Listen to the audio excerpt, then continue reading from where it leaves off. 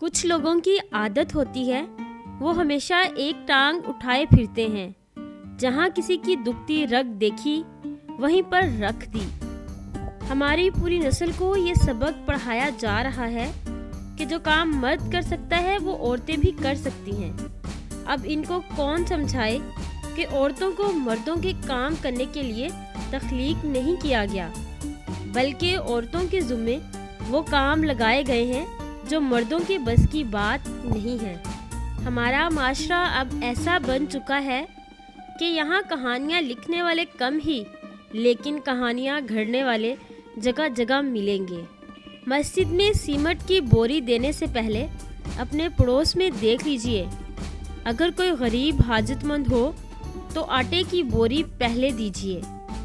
گاؤں چھوڑ کر شہر آیا، فکر وہاں بھی تھی یہاں بھی ہے۔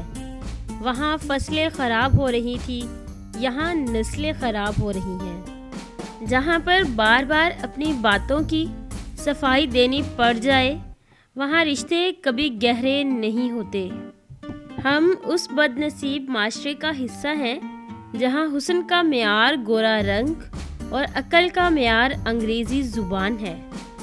اگر ہم اپنے فرائض ادا کرنا شروع کر دیں تو ہمارے حقوق کا مسئلہ خود بخود حل ہو جائے گا، کیونکہ ہمارا فرض دوسروں کے حقوق ہے۔ رشتے مفت نہیں ملتے، مفت تو ہوا بھی نہیں ملتی۔ ایک سانس بھی تب آتا ہے جب ایک سانس چھوڑا جاتا ہے۔ طلاق مرد دیتا ہے اور داغ عورت کے ماتھے پر لگتا ہے، چاہے اس میں عورت کا قصور ہو یا نہ ہو۔ مرد سے کوئی نہیں پوچھتا کہ تم نے اپنی بیوی کو کیوں طلاق دی ہے، لیکن عورت کو قدم قدم پر یہ احساس دلایا جاتا ہے کہ تم ہی بیوی بننے کے قابل نہیں۔